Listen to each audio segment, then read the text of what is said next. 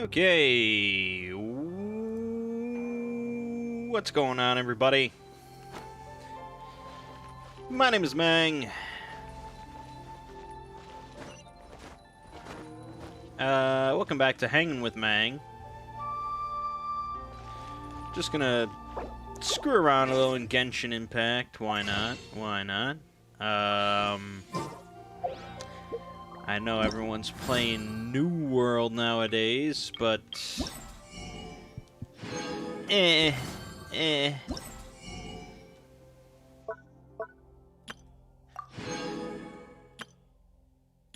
don't know. I probably would enjoy New World if I was playing with some people, but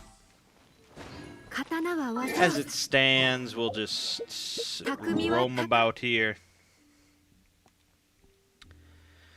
So, yeah. Interesting week going on this last week because there were no extra live streams on the channel. There was last week's Hanging with Mangg, and then there was this week's Hanging with Mangg. We didn't do Two Brothers Play again this week because Lego is really busy with his job. So, and unfortunately that busyness comes on the weekends. So there's just nothing for it.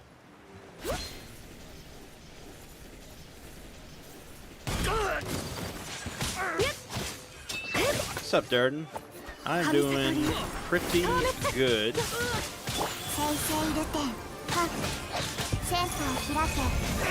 Pretty good, I would say.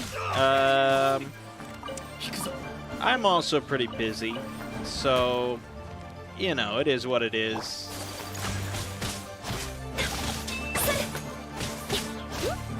That's why I didn't do a variety stream this week.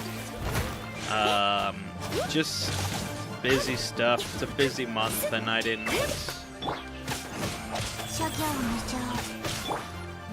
I just didn't feel the urge to hop on and stream. Too many other things going on.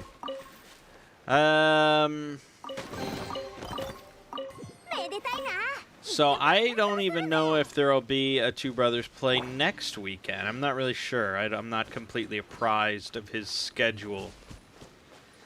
You know, if he's available, we'll do it, but if not, it is what it is.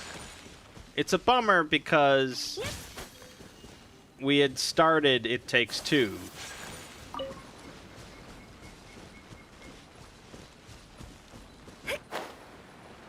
And now we're sort of halfway through, and we're going to come back and not remember a damn thing. I mean, that's a bigger problem for him. He never remembers how to play video games. And I had asked him, like, before we started It Takes Two, I'm like, are you sure you want to start this? Because, you know, we're not going to finish it right away. But he wanted to start it.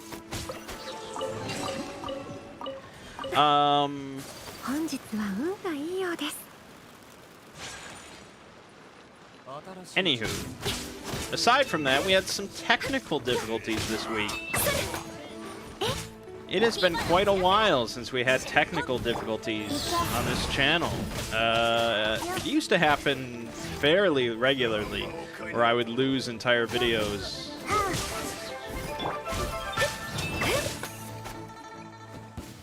For one reason or another.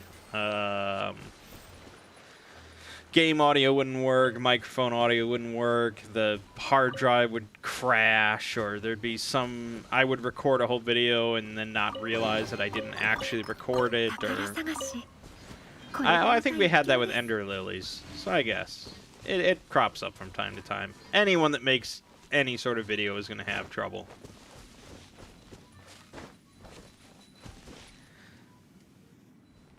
You're on vacation starting this Friday. Well, that's nice. Yeah, it's been like almost a month now with no Two Brothers Play. And I said in the past at some point that if there was ever a weekend where we didn't do it, I was going to do like a lengthy Mansions of Madness stream or something on Tabletop Simulator. But then every time it comes around, I just lose the will to do it. So, you know, it is what it is. But yeah, we started up Metroid Dread this week, which ran into technical difficulties. The first part had some technical difficulties. Not too bad. Having no game audio is better than having no microphone audio, I think. I think people care probably more from my microphone. Lack of commentary, and yeah, it was quite a shame. I know. It's a real bummer. But I can't re-record it. You know, I can't go back in the game and be like, okay, let's do this again. And in the past, I would sometimes add post-commentary, but it's never the same. And for me trying to sit here for like an hour providing post-commentary, when I already struggle enough with like what to say while it's going on, yeah, it's not gonna work. So it is a bummer. But I think we have all the technical difficulties sorted out.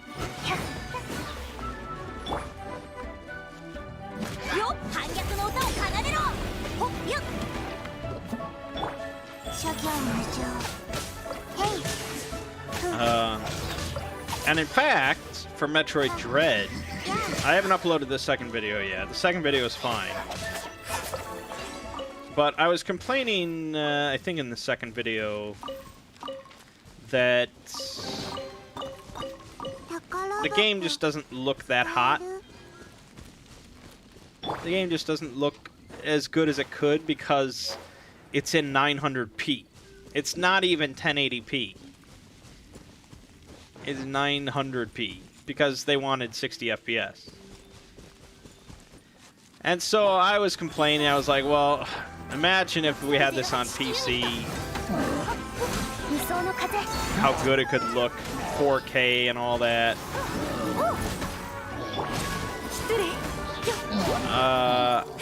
Believe it or not, Switch emulation is so good at this point. They already have Metroid Dread running in 4K, full speed.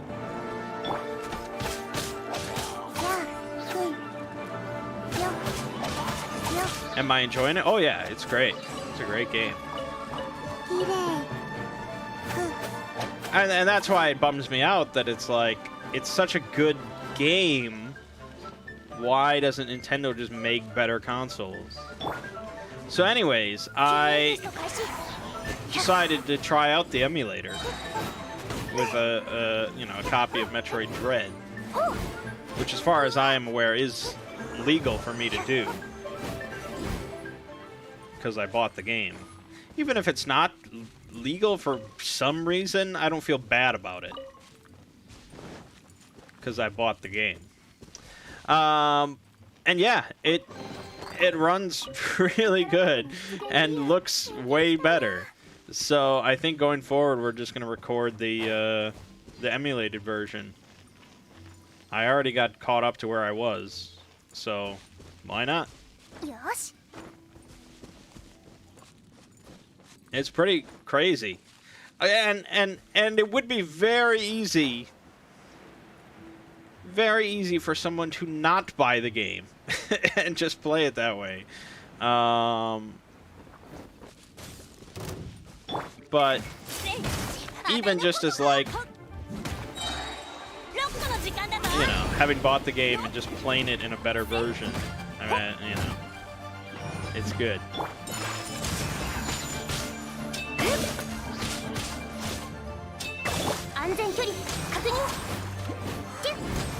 So, yeah, Metroid Dread will continue. It is pretty good. Resident Evil Village will continue. Also been pretty entertaining.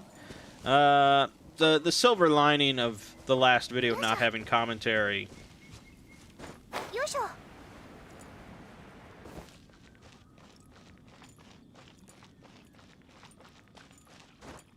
is that I think it was the least eventful. Really nothing special happened. Most of it was just me roaming around the village again, which is an area that we've already been to, and just going in and out of houses and looting everything. The next video where we go to, like, the doll mansion or whatever, that'll be way more interesting.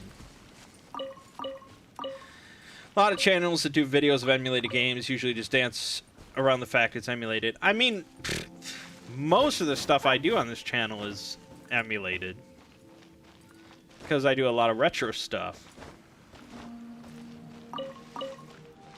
And I bought all these games when I was 10. Or, you know, my parents bought them, either way. Because for most people, or, you know, most channels that are going to play a Super Nintendo game, they're not going to hook up their Super Nintendo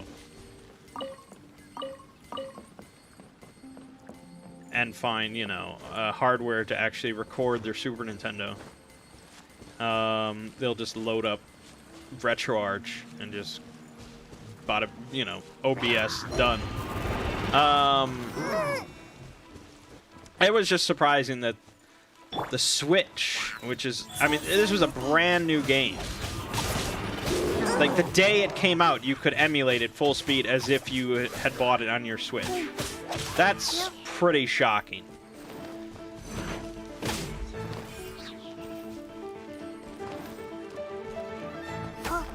Because in the old days, the best you could do for something like that would be having, like, a modded console. And you had to, like, you'd have to mod the console and then burn the game onto, like, a disc and then, you know, run the burned disc on your console. Not emulate it on your fucking computer. So it's sort of a catch-22 of, it's like, we're interested in doing that because the Switch is not that powerful and doesn't run it at, like, 4K graphics. But if it did, you know, then we wouldn't have to.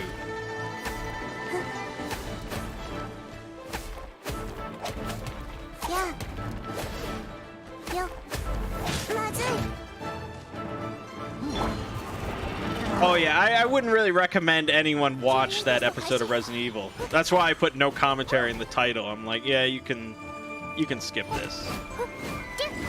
Because at the start of the next episode, I'll do a recap of what you all missed, which isn't much.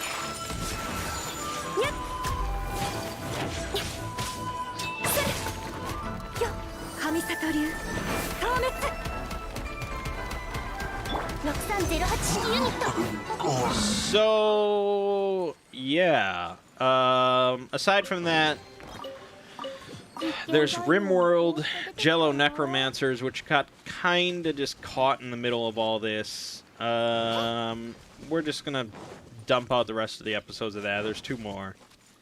And then we'll let the RimWorld sit for a while.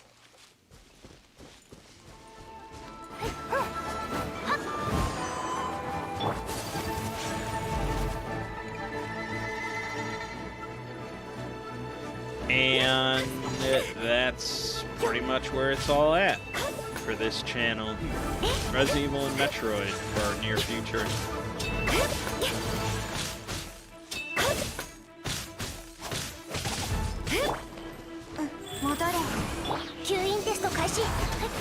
Over on the Exploring series, put out Inevitable Part 3. Views for Inevitable are not mind-blowing, but the views for Ouroboros Cycle before I put out the combined video were also not spectacular. So I think a bunch of people are waiting for the combined video, and I keep seeing comments are like, oh, like on Part 3, it's like, oh, is this the last part? Is this all it? Is this done? It's like, we're like halfway done. But yeah, I worked on part 4, which is the longest of the parts so far, at about an hour and 5 minutes. Just stupidly long, really.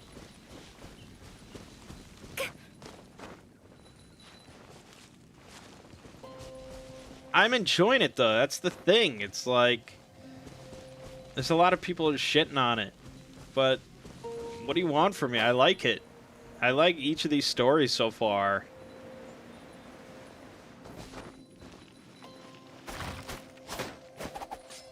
They, like, honestly, they actually, like, keep getting better. I like each one more than the last.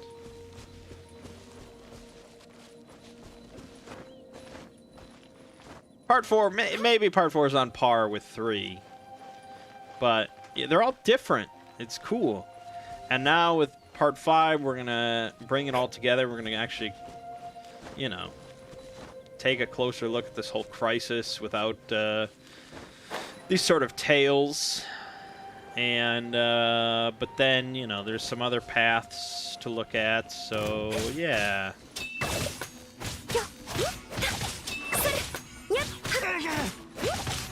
And then we had the Mystery Flesh Pit video. You're going to Texas for vacation. You were trying to see if you could con your friends into there into thinking it was real and you could go. None fell for it. My aunt thought it was real. My aunt watched the video. And she came over and she's like, you told me you weren't going to do any history videos for October this year. And I'm like, yeah, I'm not. She's like, well, I watched that video today about that, the thing in Texas.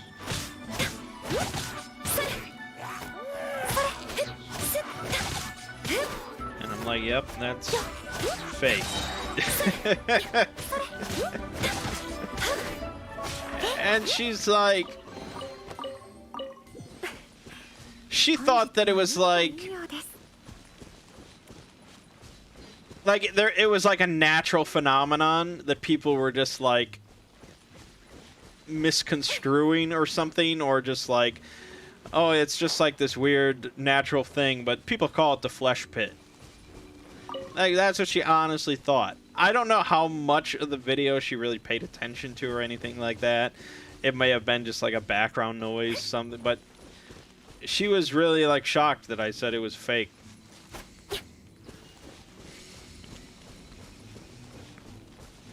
But anyways, that video has been like the most popular of my last 10 videos on the channel, which is pretty crazy. Part of that is just due to Inevitable not being that popular, but still. You don't think she was really listening to it? Probably not.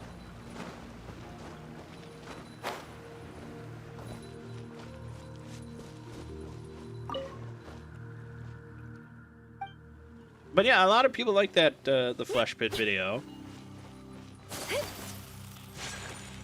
I think some people probably wanted me to do like an actual summary of like the whole thing instead of just reading this document. And then I saw one comment, well, there were a bunch of comments talking about Wendigo, which is apparently another YouTuber that did a whole big video about the Flesh Pit. And one comment I read that was early on, I don't read that many comments, so I just read some of the first ones. And the comment was like, hey, you're a little late. Wendigoon already did this.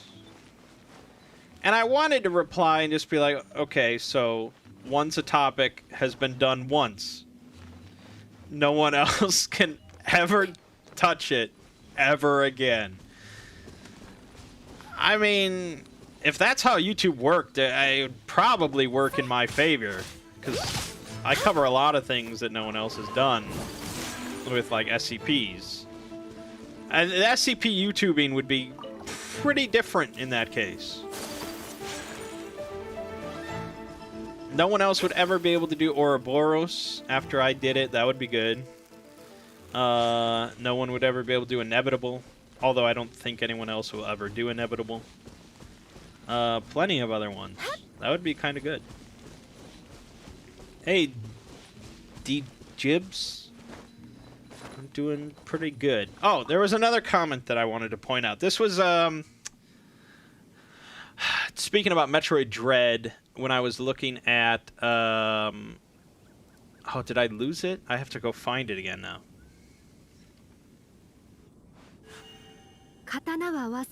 I was looking in on some subreddits when I was trying to emulate Metroid Dread.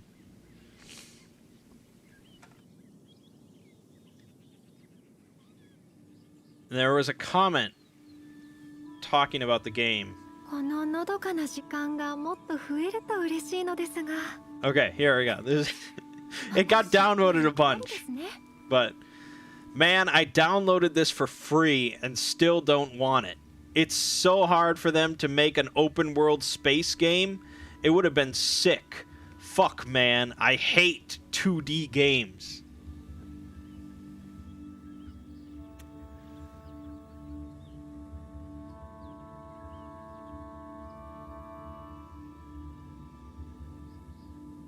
Yeah. That's the internet for you.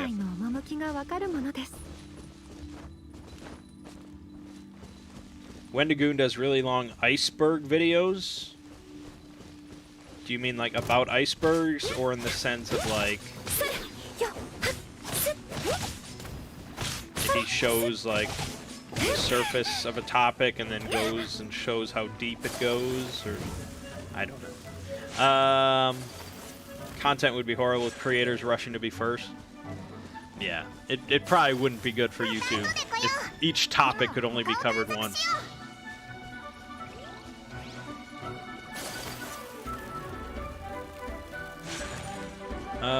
Thanks, Jibs. Still only at Apotheosis. Well, you got plenty more to go. Plenty of SCP to go. Oh, the second one.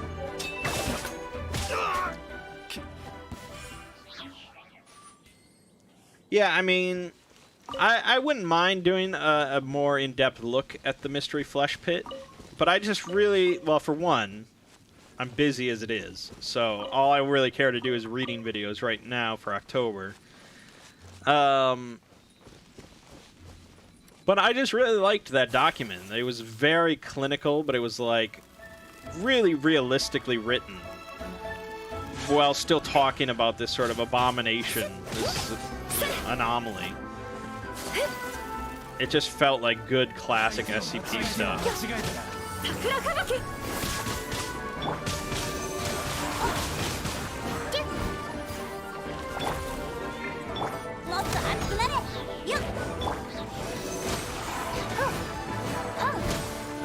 And I think it was just a good introduction to the Flesh Pit, if you've never heard of it before.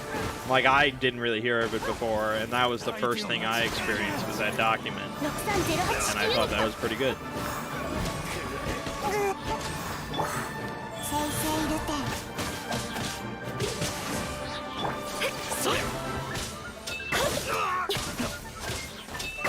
But yeah, it was really popular, and that's great.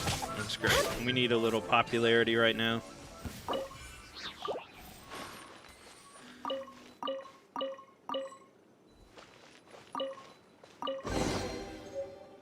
How did I get into the SCP Foundation and the Cthulhu Mythos? Well, how did I get into Cthulhu Mythos?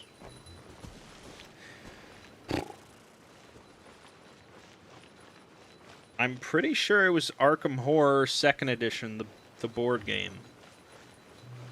I want to say that was the first introduction I had, because I was just starting to get into modern board gaming, and that was a recommended one of, like, in-depth sort of horror. It had a horror theme, which really appealed to me, even though I didn't know anything about Lovecraft. And, yeah, friends and I, we played the absolute shit out of that game. And that led me to look more into Lovecraft, eventually Call of Cthulhu, the role-playing game. And then I just started reading Lovecraft's work, and so on and so forth. And then I eventually decided to make some YouTube videos just talking about it, because it was such a fascinating concept to me.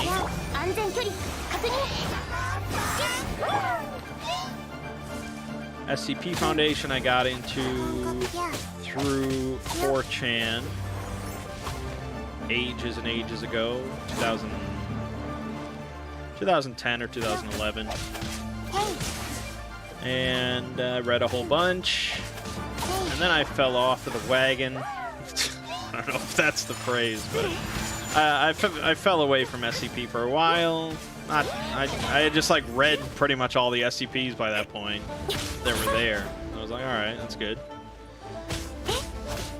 And if you go back to some of my earliest videos, way back during 2012 or something, I know I talked about SCP.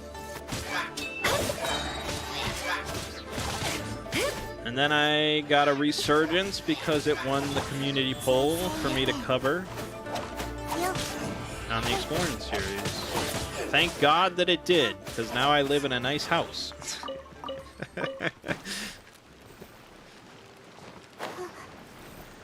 Probably still be in a condo, if not for the SCP winning that poll.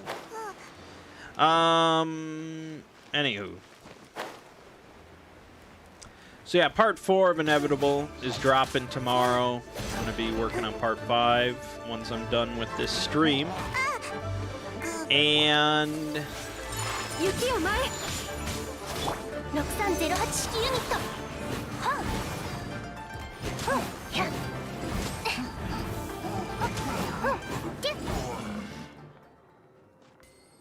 Dagon film. That's the one where it's like a metaphor for homosexuality, right?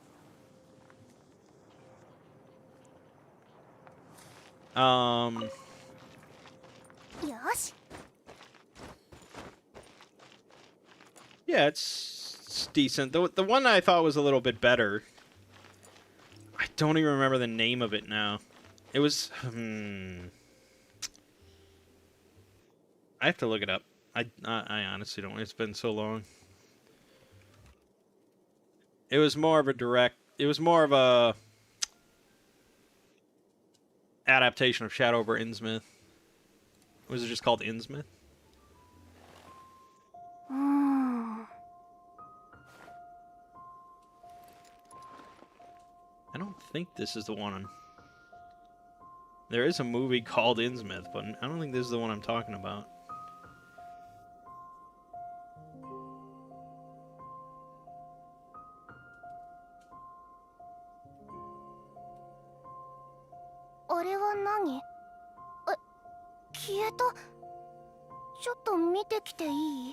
Oh, what the hell is this called?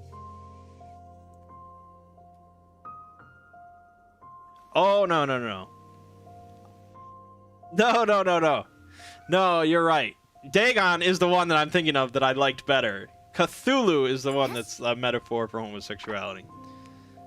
I'm sorry, I got those titles mixed up. No, you're right. Dagon, that is a fun movie. I probably really blew your mind there.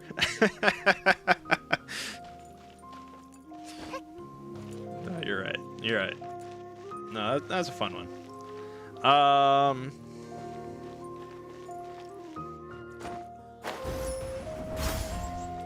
Yeah, there isn't an overabundance of Lovecraftian films or Lovecraft adaptations. There's a growing number of sort of like cosmic horror movies, but we did get Color Out of Space, and apparently we're getting Dunwich Horror from the same director.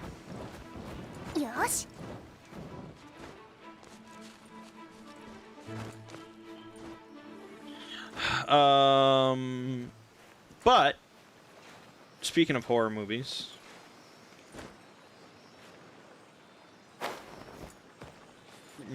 Must be really shallow not to notice. No. I don't think Dagon is really a metaphor for anything. Maybe. I'm sure it was. It always is. But anyways, so Durden left a comment last time that he'd be interested in hearing me discuss more horror movies. And I had mentioned before about maybe doing a video for the Exploring series this month about my top 10 favorite horror movies. I have started writing that script. I'm not totally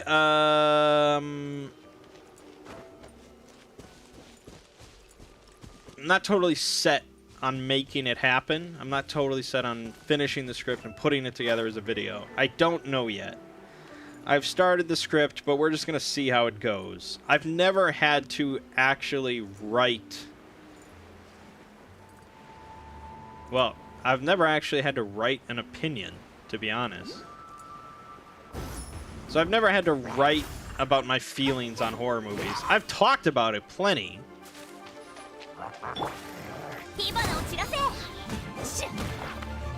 I've done videos. I did a video on my top 10 horror movies in the past, but it was just all unscripted. So I don't know. We're going to see how the scripting process goes. If I get partway through and I'm just like, this is a bunch of trash, I can't do this, then we'll just abandon it. So I'm not totally convinced I'm going to do it, but it's been started.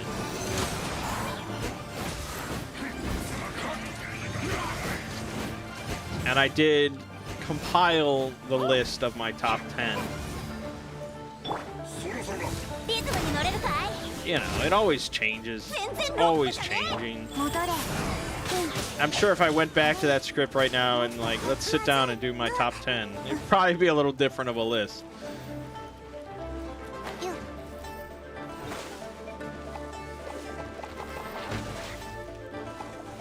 I love horror movies and I love talking about horror movies, so it does seem like something I should do.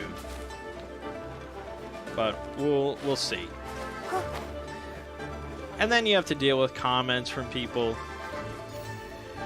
that think that I'm trying to, like, spit facts.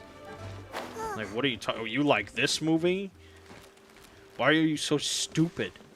Why were you born a stupid person? It's like, it's just movies I like, man. What? You didn't put Dracula from 1931 on this list? You idiot! And I've seen Dracula. And I think it sucks. Maybe in 1931 it was hot shit. But anyways, I don't know. Comments aren't really going to stop me from doing it, but yeah, we'll see. If I don't do it, then, you know, there'll just be 4 extra videos this month instead of 5, but we shall see. The following video, though, my original plan was to do another Lovecraft reading, but instead I'm going to do a Edgar Allan Poe reading.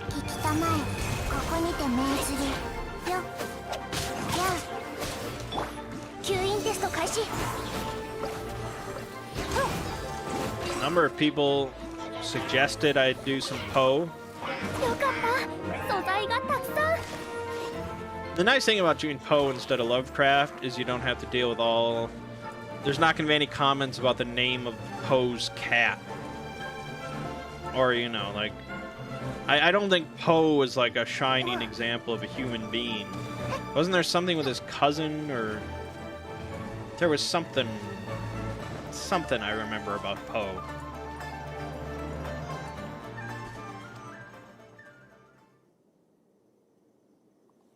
But regardless, I don't think he's become as much of a meme to riff on as Lovecraft has. And so I had never really read any of Poe's stuff personally. I mean, I'm like vaguely familiar with it, but I've never taken time to read it. So people are requesting some stuff. The Raven or the Cask of Amontillado. The Raven is just like a poem. It would take like 10 minutes to read. Not even. Maybe. It's really not that lengthy at all. It's just this little poem. The Cask of Amontillado is a little bit longer, but it's really not that great of a story, I didn't think. And there's... the dialogue in it is so... odd. Really, it's not like human beings would actually speak to one another. I don't know. I wasn't impressed by the Cask of Amontillado. But then, randomly, I stumbled upon a story he had written called The Black Cat, which I guess doing a reading of that, we're already going to invite sort of comments about it. It's like, oh, you know, whatever. But anyways, Black Cat. That is a good story. I think it'll take like 30 minutes to read or something like that. And it doesn't have any weird dialogue in it. And it's just like an interesting, kind of creepy story. It's just good. I don't know why everyone loves the Raven and shit. Talk about the Black Cat more. So that's what I'll be doing a reading of the following week. I don't want to really spoil it for you.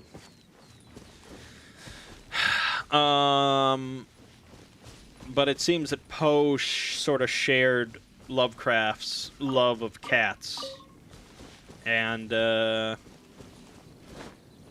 don't fuck with cats is all I'm gonna say. It should be good. You don't think the original Exorcist, Shining are as great as everyone else does, just opinions. Yeah. I mean, that on the silver lining, I guess, is that most of my audience is sort of young. Sort of a Zoomer crowd. So, me mostly talking about horror movies from, like, the 2000s and stuff. That's not going to be that big of a deal.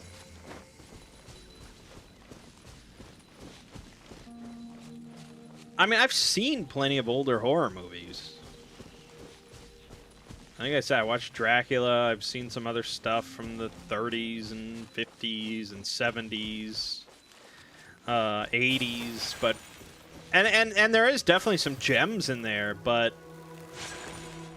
looking at my top 10 list, I don't know if anything in the top 10 is even from the 90s. Close. There was some stuff that was very close. Candyman got very close to my top 10. In the Mouth of Madness got very close to my top 10.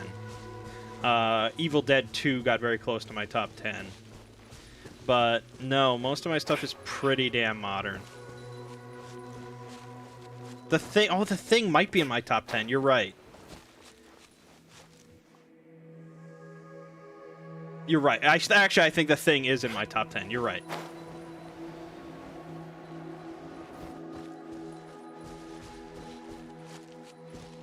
So, all right. The Thing is the one perfect shining example of a movie that just continues to hold up throughout generations. Yeah, the new Candyman. We'll get to talking about the new Candyman because I did watch it.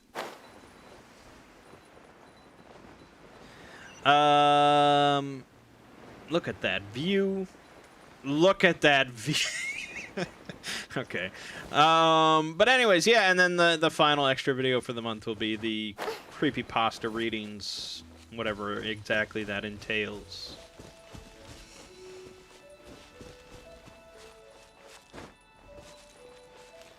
All right. So, on Monday, we had a board game night. We actually played Agricola, somewhat randomly. There were 4 of us. We played Agricola. I actually really enjoyed it. I'm shocked at how much I enjoyed it, and I want to play it again this Monday. Like, if they said, hey, let's play Agricola again, I'd be like, all right, hell yeah, let's do it. And I did win the game, but no, that doesn't really affect how much I enjoy an experience. In fact, I've never lost Agricola. Ever. Pretty shocking stuff. I'm the farming king. But I don't know, there was just something sort of just fun and fresh about it. Normally I really dislike Euro games and just trying to get to point salads and all that sort of stuff, but I don't know, I had fun. And that game comes with like so many different cards. You can have so many different like setups and yeah, it was good.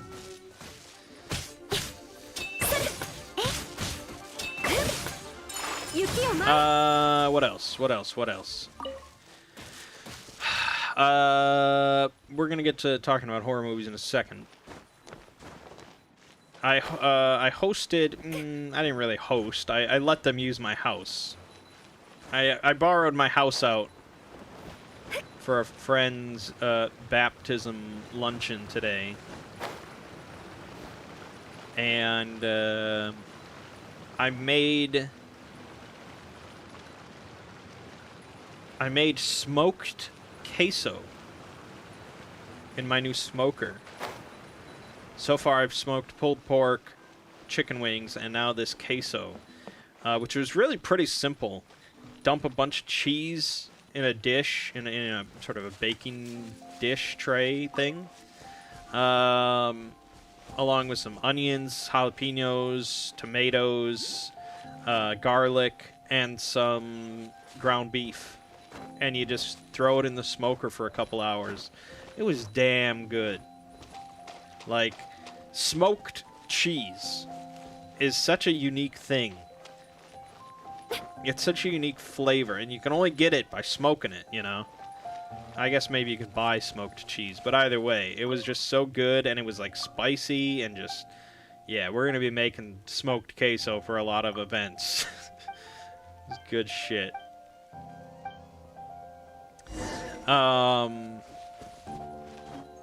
Yeah, it didn't really,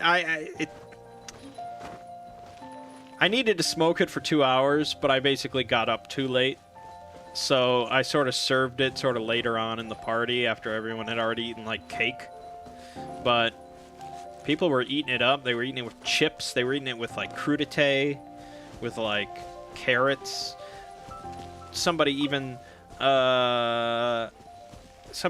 dipped Swedish fish into it. I mean, people were enjoying that shit. How do wings compare to fried? Similar. I like the actual like texture of the meat and all that. After I had smoked them, I threw them in the air fryer at like 400 degrees for a few minutes just to really crisp them up on the outside. So the texture of meat is not like some fresh magical thing you've never experienced before. But again, it comes down to that smoke flavor. Like, no matter what else I really do with them, you know, if I cooked them in the oven, grill, air fryer, deep frying, none of that will give this, like, unique smokiness. And I think you either like that sort of smokiness or you don't. Some of my friends at the party said they just don't care for that smoky flavor. Which is... Well, it's not understandable, but it is what it is. If you like that smoky flavor, though, I mean, they were super good. I like that, so they were super good. I wouldn't say that the only way I'll ever cook wings from now on is in a smoker, because it did take, like, 2.5 hours. If I just want to whip up some wings at midnight, you know, I'm probably going to throw them in the air fryer. But, yeah, especially for, like, a big party, if I'm making wings, that's the way to do it. Yeah, there was seasoning and sauce. I don't know how sacrilegious that is to have both, but I think that's common. So the seasoning, I bought a new dry rub. And I specifically picked it because it has MSG in it. Big fan of MSG. I think the sort of public crucifixion of MSG is one of the biggest food crimes to ever be committed. This witch hunt. There's nothing wrong with MSG. It's incredible. So I'm really liking that rub. And then, yeah, for barbecue sauce, I've been shopping around. Like, every time I go to the grocery store now, I try out a different barbecue sauce. I gotta be honest. I mean, I try all these different, like, designer barbecue sauces and all these brands, but to be honest, it's really tough to beat Sweet Baby Ray's. It's just so damn good. I think that part of that is just due to the massively high sugar content in it, but it is what it is. But yeah, I'm looking forward to making some ribs in the smoker soon. You have MSG in your pantry right now. Good for you. Bravo. Like, I tell my family, like, oh yeah, I bought it because it has MSG. I cook with MSG, and they're like, oh, what? Like, people are so brainwashed. If you even tell them it has MSG, even if it doesn't, they'll, like, start getting a migraine, just psychosomatically. It's insane.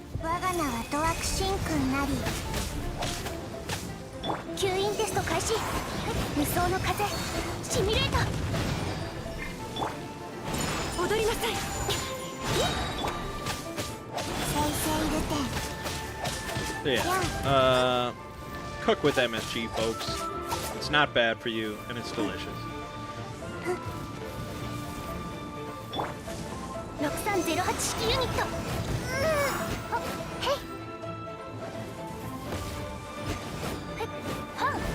So funny thing though, one of the guests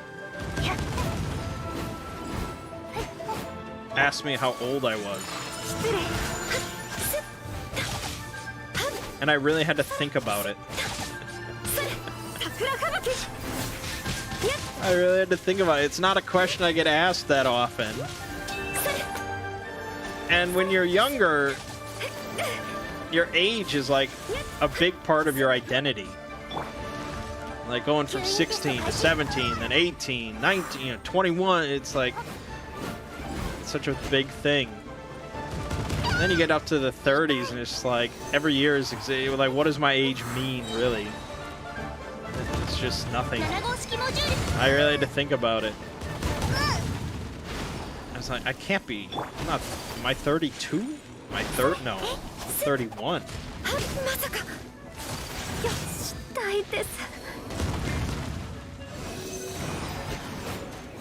It's because they don't know what it is, just that it's supposed to be bad. Yeah, it was all started, the whole witch hunt was started by like one guy that wrote like an article about it after having a headache after eating too much Chinese food.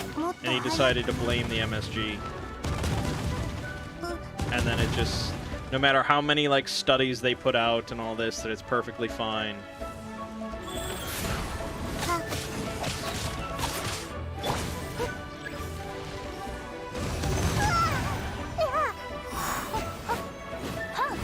It's annoying. Shit.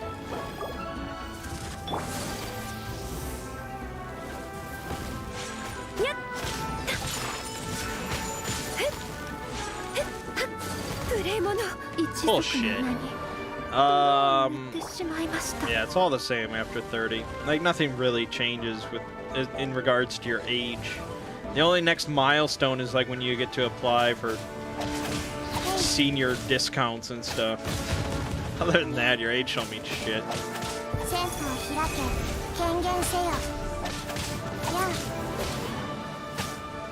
That's why I was kind of surprised. I can't remember the last time someone asked me how old I was, because usually it's like, what does it really matter? I think he was just surprised that I lived in a house like this, even though I look really young. Well, I guess I am still sort of young. Anyways, I want to talk... Okay, so I didn't watch that many new horror movies this week because a large chunk of my time was taken up with watching Squid Game, the show that everyone is talking about. And it's not really horror. You know, we're in horror mood here, but everyone was talking about it, and I didn't want to like wait until it was spoiled for me or something like that. So I was like, fuck it, it's not that long, we'll just watch it. It does have some horror vibes in the sense of it being like Battle Royale and stuff. I thought it was pretty good. It grew on me more and more as I watched it, which I guess is good for a show.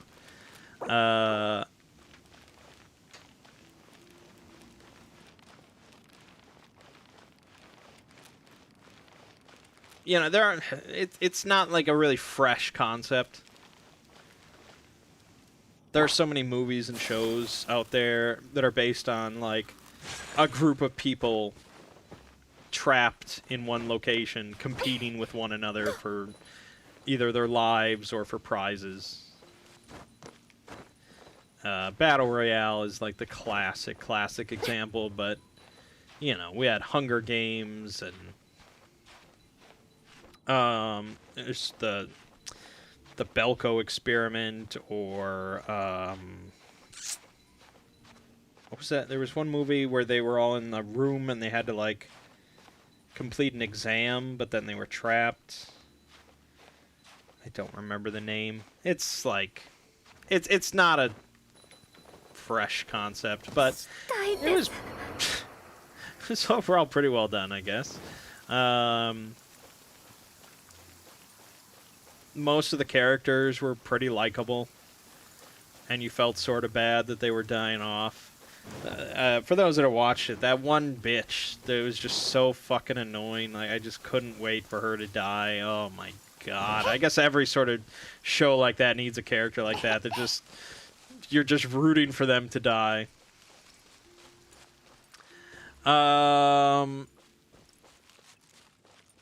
It wasn't like shocking in any way. It wasn't like, wow, this is unbelievable, this is so fresh and original, but it was just a solid example of that kind of battle royale genre. The other Netflix show, Midnight Mass. No. Oh, from Flanagan, right? Isn't that from Mike Flanagan? That's his new show? I haven't even watched his last show. Bly Manor or whatever it is. I'm so far behind because I wanted to rewatch Hill House. I only watched that show once and I really wanted to rewatch it, but there's just so much shit to watch. But I did see an article about Midnight Mass that said it was pretty good.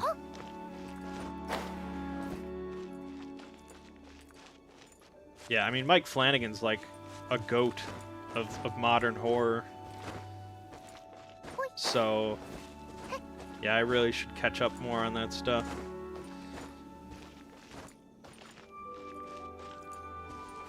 I only watched Squid Game because I knew it was short and everyone was talking about it.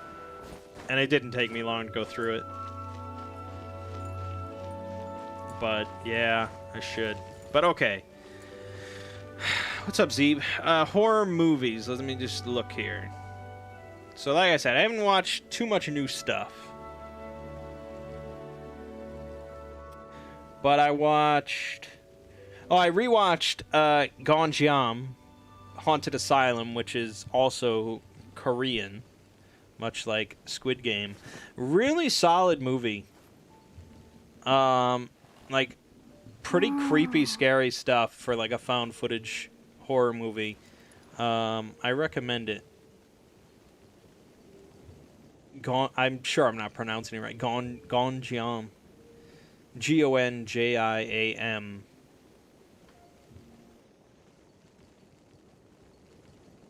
Yeah, I really didn't watch much new stuff. The only really new movie I watched this week was called Malevolent. This is from 2018.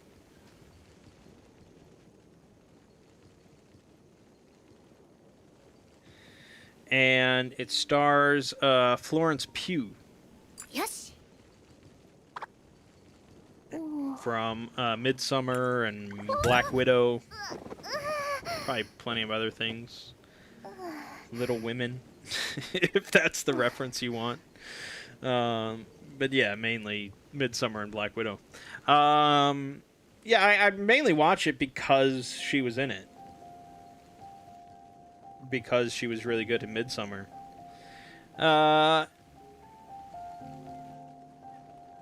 It was okay. It's about this this group that fake seances and stuff.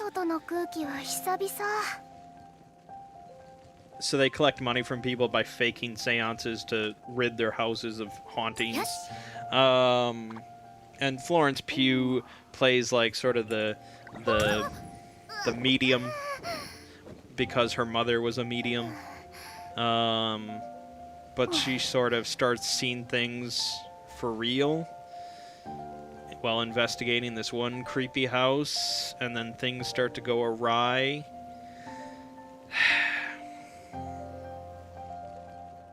It's okay.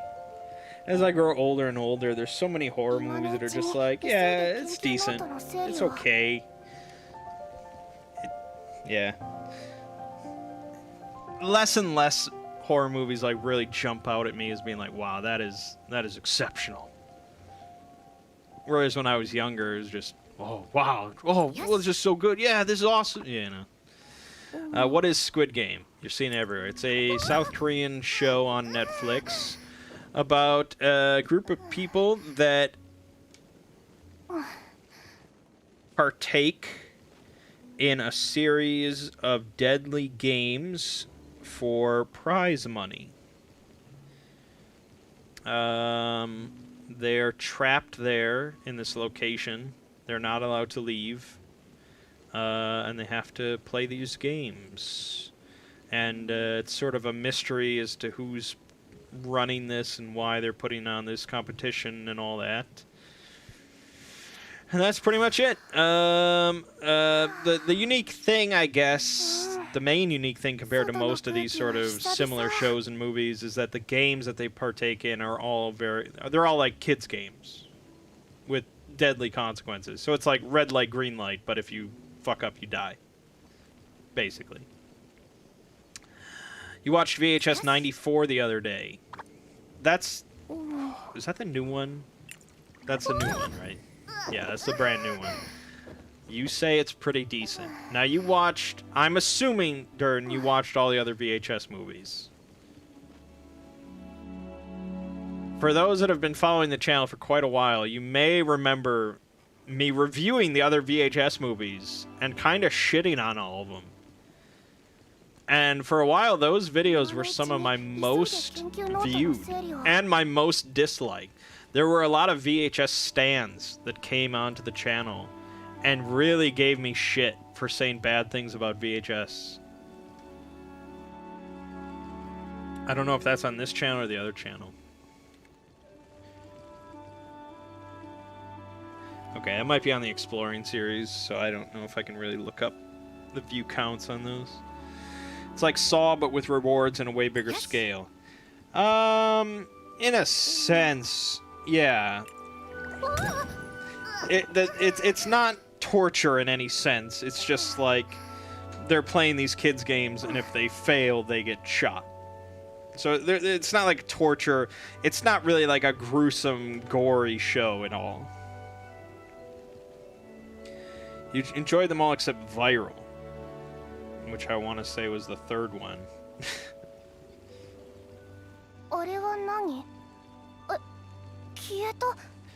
Okay, I'm just trying to look up these videos here.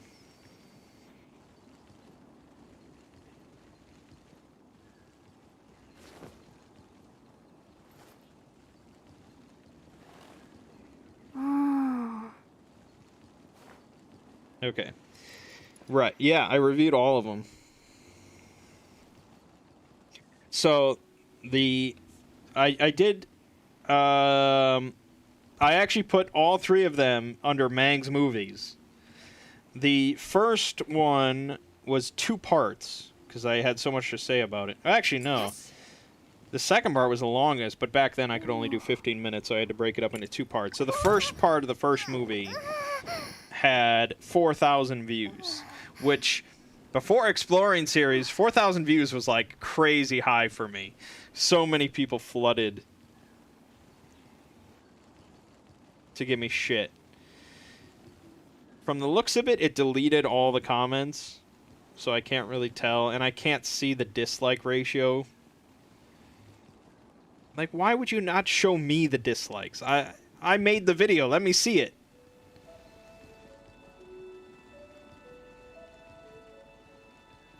Oh, here we go. 78% like to dislike ratio. Which isn't, like, crazy or anything, but that's pretty low for me. Yes.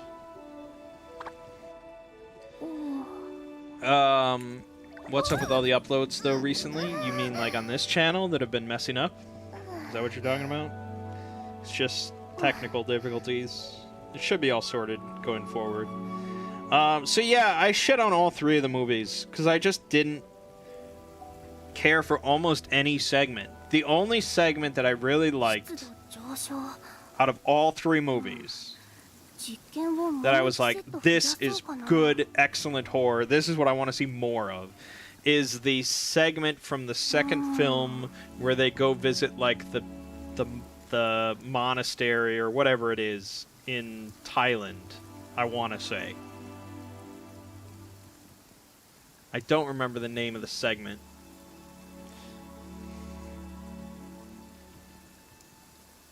Easy to look up. Safe Haven. Yeah, Safe Haven. Indonesia. There we go. It was a cult in Indonesia.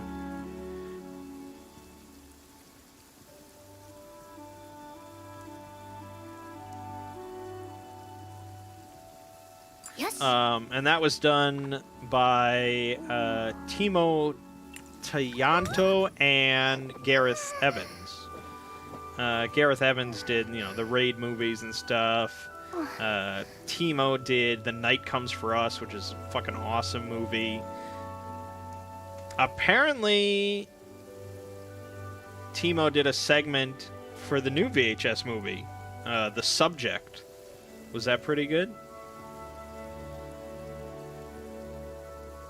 Because just looking at the list of the directors here for the new one, I would hope that he did the best one. But, you know, it is what it is. He's apparently doing a Train to Busan remake?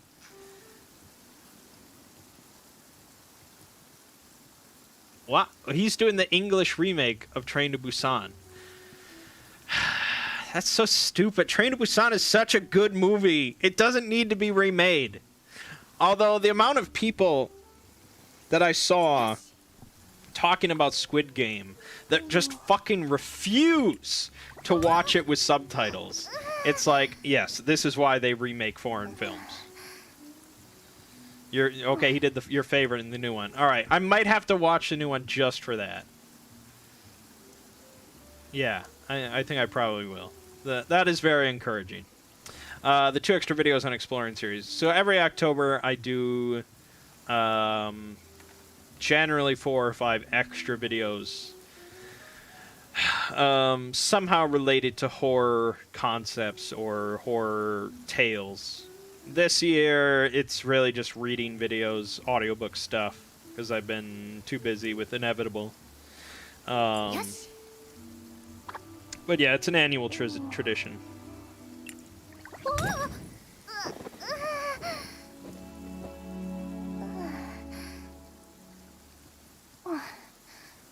So anyways, Train to Busan came close to my top 10 horror movies. It came close. It is very good, but there is a better zombie movie that has been made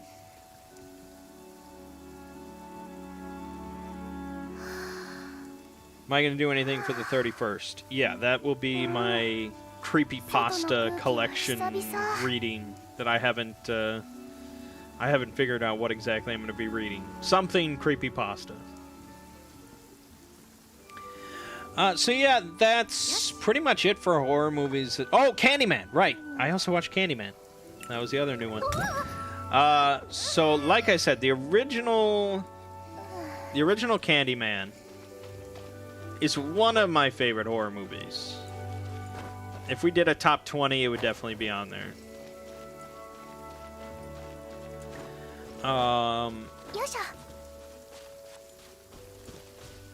It's just really, really well done. The music, the acting, just the whole atmosphere just feels so tense and creepy, and you know, it's mingling like real world horrors and stuff like that. You know, of life at Cabrini Green, and mixed with the supernatural horror, and Tony Todd's voice just sort of booming, and oh, it's just, yeah, it's such a good movie. So, you know, when you really love a movie, you generally don't ever need to see it remade.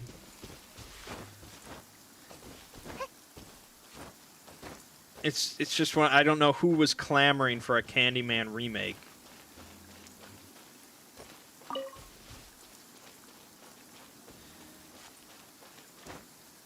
And it's sort of thing, it's like, for me,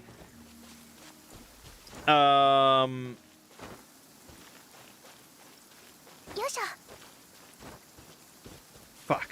What is his name? I'm blanking on his name now. No, I have to look it up. I know, I'm not giving you any hints.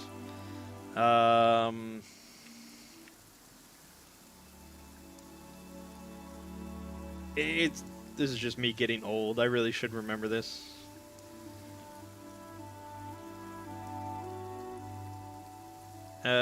Robert Englund. Yes, that's his name. Thank you. Whew. Robert Englund is Freddy Krueger. You know, there's really nobody else. Jackie Earle Haley came in and was not Freddy Krueger. Robert Englund is Freddy Krueger. Just like Tony Todd is Candyman. Tobin Bell is the Jigsaw Killer. You know, it's just, when you become sort of an iconic horror villain like that, you can't just be replaced. They got to come up with something fresh. So, to do a Candyman remake and not have Tony Todd as Candyman, it was just like, I don't know. It was okay.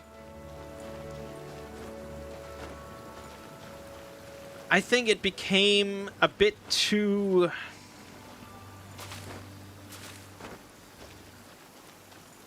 Alright, Zeeb. It became a bit too sort of on the nose with, like, its sort of political message, I guess.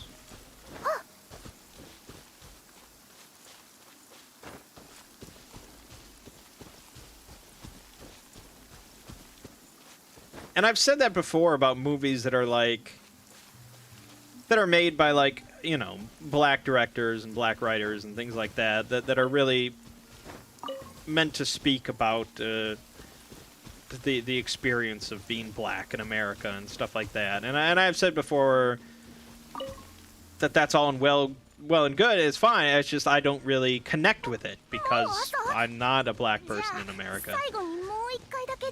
And I just sort of feel like I'm missing out on something with the film that they're really trying to talk about. That's how I sort of feel with the Candyman remake, which is interesting because I don't really feel that way about the original. I don't feel like I'm missing out on a whole lot in the original. Because it's not as aggressively about that. Part of that is perhaps due to the main character of the original being a white woman, sort of investigating this whole thing, and so, you know, I can more relate to this character being thrown into this mix.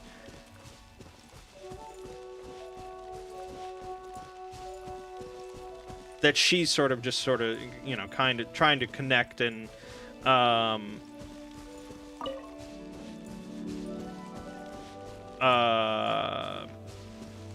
learn about this living situation, this experience, and she's sort of an outsider, and so you know, I can sort of connect with that. Whereas in the new movie, everyone is black, and it's you know, it's a very black movie. Not to say that in sort of a negative way or anything like that. It's just that's clearly what they were going for, which is fine. It's just I'm missing out on sort of a connection there. And so then, without that, I'm really just looking at sort of a weird slasher movie. But it was a slasher movie that sort of didn't really have that many kills to begin with, and didn't really show the kills that they did have, and you don't have Tony Todd there, and it's just inevitably I'm going to continue to compare it to the original, because that's what you do with a remake, and it just doesn't hold up to the creepiness of the original, in my opinion.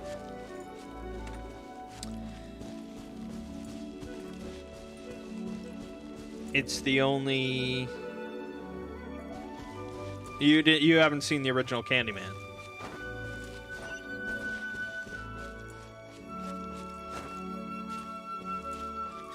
You thought it pulled off its message better than Us. Well, see, the thing about Us...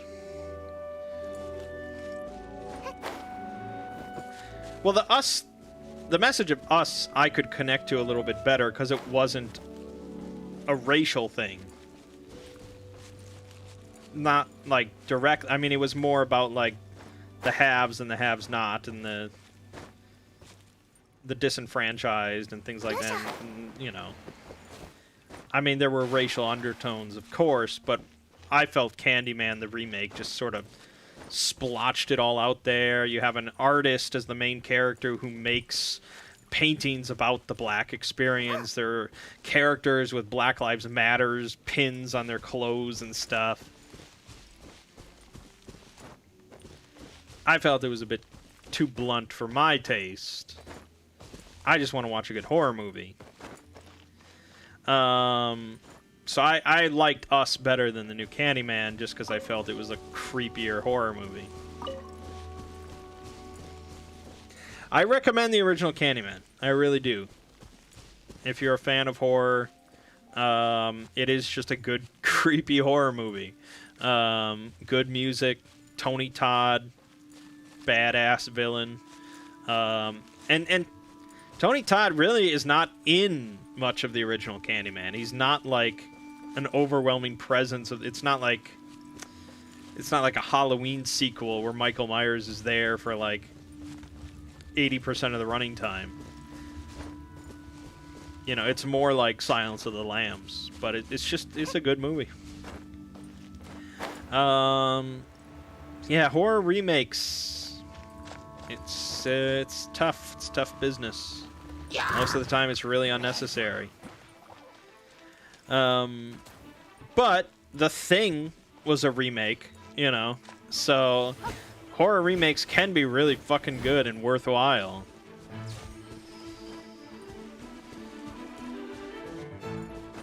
Like, nobody really talks about the original Thing from Another World.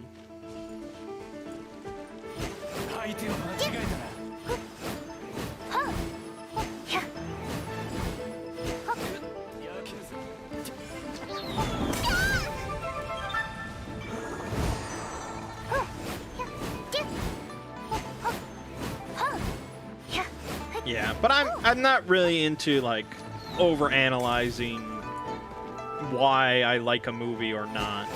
Because at the end of the day, you either like something or you don't.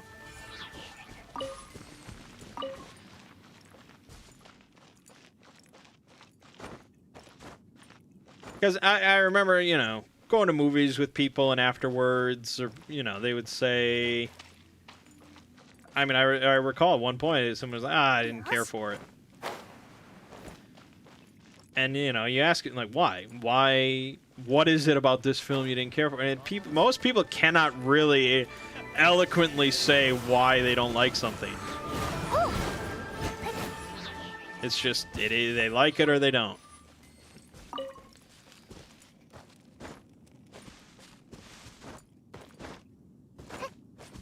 So that's why I'm really hoping for, if I do the top 10 video, I avoid all these comments about why something's good or bad. It's just like what you want to like. All right, Durden, you have yourself a great week. Enjoy your vacation in Texas. I should wrap up here as well. I've got work to do. We can finish running around Genshin Impact for now. So check out Inevitable Part 4 coming tomorrow, where we go to outer space, the final frontier. If there is an extra video this week, it will be my top 10 horror movies. That's not set in stone, so I'm not going to promise it. We got more Metroid Dread and Resident Evil 8 coming. The rest of Jello Necromancers for RimWorld. And I'm not going to promise any other extra streams this week because I just don't know what'll happen. But otherwise, it's a full week regardless. My name is Mangg. This has been Hanging with Mangg. See you fine folks next week.